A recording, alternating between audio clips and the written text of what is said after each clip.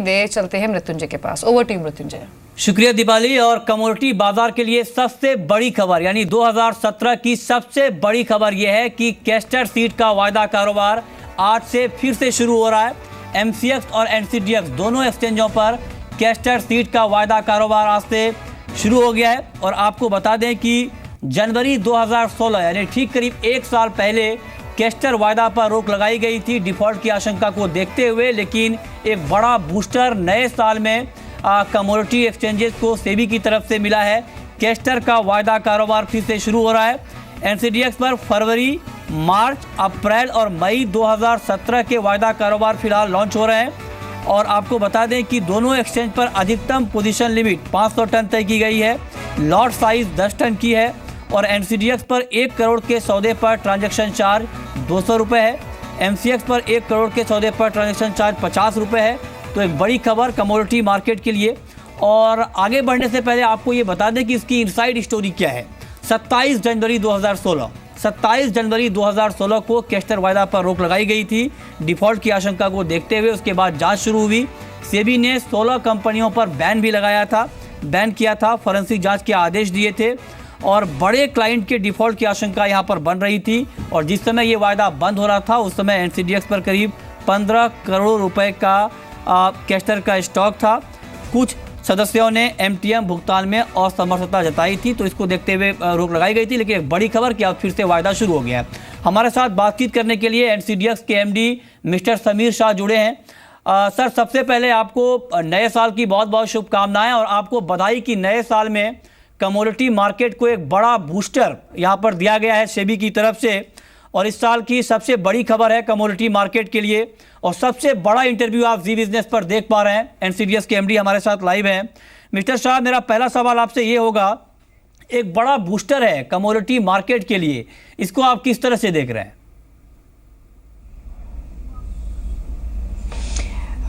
पहले तो शुक्रिया मेरे को अपॉर्चुनिटी देने के लिए, आपसे बात करने के लिए, और आपको भी नए साल की बहुत बहुत बधाइयाँ। ये एक प्रोसेस है। मैं ये नहीं मानता हूँ कि एक सडनली एक धमाका या ऐसे कुछ है सेबी के थ्रू। ये एक प्रोसेस है। और ये प्रोसेस जब से सेबी एफएमसी का मर्जर शुरू हुआ है तब से सेबी ने ये प्रोसेस शुरू किया था रिस्क मैनेजमेंट सर्वेलेंस को स्ट्रॉन्ग बनाने का। और जब भी सेबी को ये कॉन्फिडेंस मिलेगा कि ये प्रोसेसेस रिस्क मैनेजमेंट सर्वेलेंस उनके स्टैंडर्ड और उनके एक्सपेक्टेशंस के हिसाब से है, उस टाइम पे ये एक्सपेक्टेड था मार्केट से और एक्सचेंजेस से कि सेबी मार्केट डेवलपमेंट और न्यू प्रोडक्ट्स और न्यू इंस्ट्रूमेंट्स और न्यू पार्टिसिपेंट्स की शुरुआत करेगी। तो ये बहुत वेलकम स्टेप है कि सेबी ने ये शुरुआत की है। और हमारी अपेक्षा ये है कि अगले कुछ हफ्तों में, महीनों में और भी नई डेवलपमेंट्स आएंगी इस मार्केट्स को डीप करने के लिए। और फार्मर्स, हेजर्स और इंडस्ट्री को इससे काफ़ी सपोर्ट मिलेगा। मिस्टर शाह, कैस्टर सीड का वायदा जब बंद हुआ था उससे पहले काफ़ी बड़े पैमाने पर वॉल्यूम इसमें देखने को मिलता था और काफ़ी लिक्विड कॉन्ट्रैक्ट कैस्टर माना जाता था। क्या ये उम्मीद की जाए कि जब दोबारा एक बार फिर से लॉन्च हुआ है कैस्टर का वायदा, तो उसी बड़े पैमाने पर एक बार फिर से वॉल्यूम जनरेट होगा एक्सचेंज के प्लेटफॉर्म पर? मेरा भरोसा है कि ये कॉन्ट्रैक्ट बहुत जल्दी एक लिक्विडिटी का एक लेवल पकड़ लेगा, क्योंकि इसका डिमांड काफ़ी अच्छा है। हम लोगों ने जब पिछले 3-6 महीने में मार्केट के साथ जो इंटरेक्शन हमारी हुई है, जो वैल्यू चेन पार्टिसिपेंट्स के साथ इंटरेक्शन हुई है, जो प्रोसेसर्स के साथ इंटरेक्शन हुई है, जो एसोसिएशंस है जैसे सॉल्वेंट एक्सट्रैक्टर्स एसोसिएशन है, उनके साथ जो इंटरेक्शन हुई है, एक ही क्लियर इंडिकेशन मिला है कि ये कॉन्ट्रैक्ट, ये प्रोडक्ट का डिमांड है किसानों के लिए, हेजर्स के लिए, ट्रेडर्स के लिए, रिस्क मैनेजमेंट और प्राइस डिस्कवरी के लिए। तो ये अपनी एक नॉर्मल लेवल जो है ट्रेडिंग की, पार्टिसिपेशन की जल्दी पकड़ लेगा।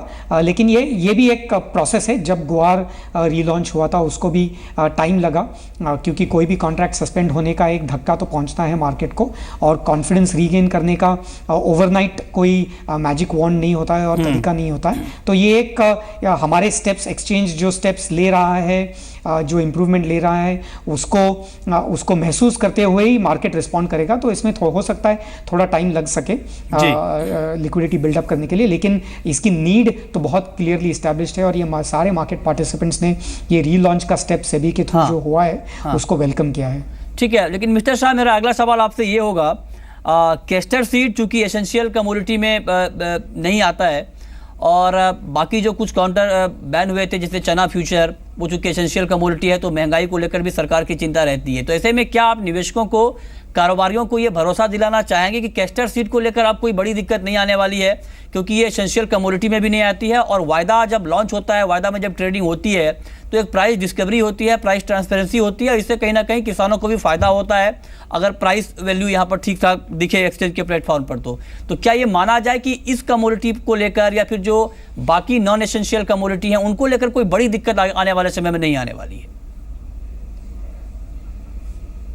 बिल्कुल, मैं विश्वास दिलाना चाहता हूं इन्वेस्टर्स को कि ये पिछले एक साल में जितने सारे स्टेप्स लिए गए हैं कैस्टर के सस्पेंशन के बाद, काफ़ी सारे स्टेप्स लिए गए, सर्वेलेंस, रिस्क मैनेजमेंट, हमने रिसेंटली एक एक्टिंग इन कॉन्सर्ट की जो नई पॉलिसी बनाई है सेबी के साथ मिलके उसको रीडिफाइन किया है, तो ये सारे स्टेप्स जो लिए गए उनसे ये मार्केट स्ट्रॉन्गर और सेफर हो गया है और ये ऑनगोइंग प्रोसेस रहेगा उसको कॉन्स्टेंटली सेफर और स्ट्रॉन्गर बनाने के लिए। लेकिन मेरा ये भरोसा है कि जो स्टेप्स लिए गए हैं उससे ये मार्केट एक नए स्टेटस पे, नई स्थिति पे पहुंच चुका है, जिससे इन्वेस्टर्स को कॉन्फिडेंस मिलना चाहिए कि ऐसे जो सिचुएशंस है जो पहले पैदा हुए थे उनका फिर से होना मुश्किल है। ठीक है, लेकिन मिस्टर साहब, एमसीडीएक्स देश का सबसे बड़ा एग्री कमोडिटी एक्सचेंज है, बड़े पैमाने पर एग्री की ट्रेडिंग होती है आपके प्लेटफॉर्म पर और जो ट्रांजैक्शन चार्ज है वो 200 रुपये, 1 करोड़ के सौदे पर 200 रुपये तय किया गया है। हालांकि आपकी बाकी कमोडिटी में 250 रुपये तक भी है तो उसके मुकाबले कम है निश्चित तौर पे और ये एक अट्रैक्टिव ऑप्शन होगा ट्रेडिंग के लिहाज से। लेकिन जो दूसरे एक्सचेंज पर कैस्टर सीड की ट्रेडिंग शुरू हो रही है एमसीएक्स पर, वहाँ पर ट्रांजैक्शन चार्ज 50 रुपये है 1 करोड़ के पर, तो इस पर आप क्या कहना चाहेंगे?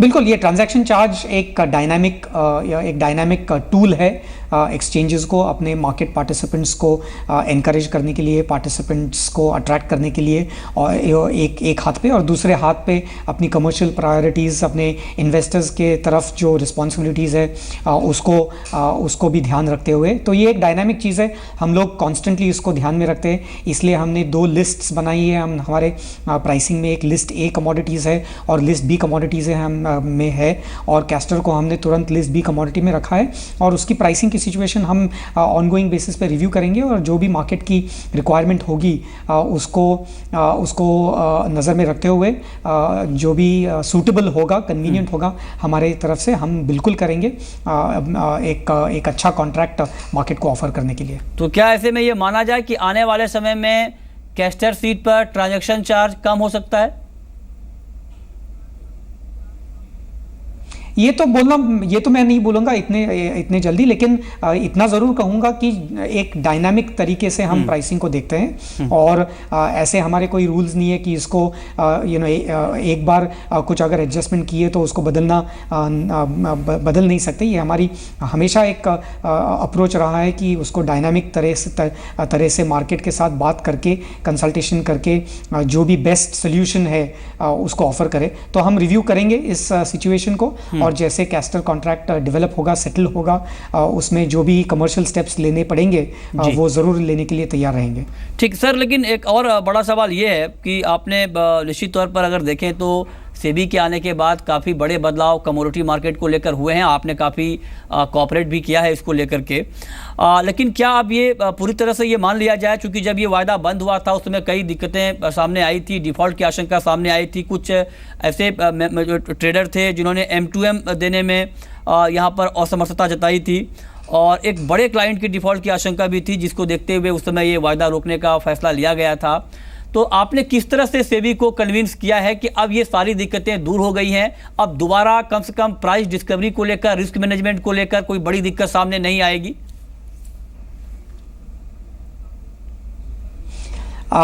इसमें काफ़ी सारे स्टेप्स लिए गए। स्पेसिफिकली मैं कुछ बड़े स्टेप्स जो लिए उनके ऊपर मैं थोड़ा गौर करूँगा। एक तो कंसंट्रेशन रिस्क मार्जिन हमने जो शुरू किया उसके वो पहले एक्सचेंजेस के रिस्क मैनेजमेंट फ्रेमवर्क में नहीं था, वो हमको पता चला और हमारी असेसमेंट ये थी कि एक टूल कंसंट्रेशन रिस्क मार्जिन का होना ज़रूरी था, तो हमने शुरू किया।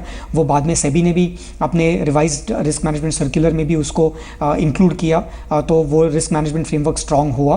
फिर हमने जो MPOR जो इनिशियल मार्जिन अलग अलग कमोडिटी की रिस्क प्रोफाइल देखते हुए जो इनिशियल मार्जिन बढ़ाने का हमने डिसीजन लिया। हमने ब्रॉड, नैरो और सेंसिटिव कमोडिटीज़ के ऐसे 3 कैटेगरीज बनाए, और उनमें जो नैरो और सेंसिटिव कमोडिटीज़ है उनको हमने 2 days MPOR के थ्रू इनिशियल मार्जिन इंक्रीज किया।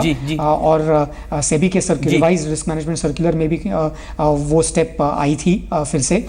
तो ये सेकेंड स्टेप था। लेट पेमेंट ऑफ मार्जिन के लिए हमने काफ़ी सारे स्टेप्स लिए, काफ़ी सारी पेनल्टी, काफ़ी सारी सख्ती हम के स्टेप्स हमने काफ़ी सारे लिए। वेयर हाउस में बेनिफिशियल ओनर का स्टॉक डिक्लेरेशन हमने किया। एक नई एक्टिंग इन कॉन्सर्ट की पॉलिसी हमने स्थापित करी है, जिसके कारण जो बेनामी अकाउंट्स के थ्रू क्लाइंट की पोजीशंस एक्सीड करने के स्टेप्स लिए जा रहे थे कुछ मार्केट पार्टिसिपेंट्स के थ्रू, उसको हमने अरेस्ट करके एक एकदम कॉम्प्रिहेंसिव एक्टिंग इन कॉन्सर्ट की पॉलिसी हमने स्थापित की है। हमारा मार्केट इंटेलिजेंस को हमने बीफ अप किया है। हमने वेयर हाउसिंग के स्टेप्स को हमने बीफ अप किया है। एक नई सर्वेलेंस सिस्टम टेक्नोलॉजी जो हमने इम्प्लीमेंट की है पिछले कुछ हफ्तों में जो लाइव गई है। तो ये सारे स्टेप्स के ऊपर गौर करते हुए ये मेरा विश्वास है कि ये सिस्टम अभी सेफ और स्ट्रॉन्ग हुआ है। और हमने उस तरह से इन्वेस्टर ग्रीवेंस को जो हमने क्लोज आउट पैकेज जो हमने अनाउंस किया 120 रुपीज़ का, उससे भी ये कॉन्फिडेंस मिला सेबी को और इन्वेस्टर्स को कि exchange is truly responsible for investors. और ये सारे स्टेप्स को मेरे ख्याल से सेबी ने कंसिडर किया होगा ये रीलॉन्च का अप्रूवल देते हुए। काफ़ी महत्वपूर्ण बातें आपने कही हैं कि किस तरह से रिस्क मैनेजमेंट को बेहतर बनाने के लिए कदम यहाँ पर उठाए गए हैं। मेरा आखिरी सवाल आपसे ये कि नए साल में और कौन कौन सी ऐसी कमोडिटी होंगी जहां पर वायदा कारोबार शुरू होने की उम्मीद है? काफ़ी सारे, जैसे अभी सेबी ने अपनी एक जो रिवाइज नोटिफाइड लिस्ट है उसमें कुछ 6 न्यू कमोडिटीज़ इंक्लूड की है। उसमें हमारा रिसर्च चल रहा है। हमने ऑलरेडी कुछ 5-6 कमोडिटीज़ की एप्लीकेशन सेबी के पास करके रखी है। उसमें सेबी के साथ डिस्कशंस हो रही है। सेबी अपनी तरफ से मार्केट पार्टिसिपेंट्स के साथ इंटरेक्शन हो रही है। स्टेक होल्डर्स मीटिंग किए जा रहे हैं काफ़ी, ताकि रेगुलेटर को पता चले कि किस तरह से ये कमोडिटीज़ का फ़ायदा हो सके इंडस्ट्री को। तो मेरे ख्याल से अगले 2-3 महीने में नए कमोडिटीज़ की अप्रूवल की आने की काफ़ी अच्छी पॉसिबिलिटी है। नए इंस्ट्रूमेंट्स की भी आने की पॉसिबिलिटी है, जैसे ऑप्शंस का जो इन प्रिंसिपल अप्रूवल दिया था सेबी ने पहले, उसका भी रियलाइजेशन होना पॉसिबल है कुछ अगले हफ्तों में और महीनों में, और न्यू पार्टिसिपेंट्स की भी आने की संभावना है। तो ऑल इन ऑल ये 2017 काफ़ी इंपॉर्टेंट ईयर होगा कमोडिटी मार्केट्स को बैक ऑन ट्रैक लाने के लिए। चलिए, बहुत बहुत शुक्रिया मिस्टर समीर शाह हमसे जुड़ने के लिए और कैस्टर सीड के वायदा रिलॉन्च होने पर अपनी राय रखने के लिए कि किस तरह से इस कॉन्ट्रैक्ट को मजबूत बनाया गया है ताकि आने वाले समय में इसमें कोई बड़ी दिक्कत नहीं होगी और कारोबारियों को यहाँ पर कोई खतरा नहीं होगा ट्रेडिंग करने में। बहुत बहुत शुक्रिया आपका हमसे जुड़ने के लिए।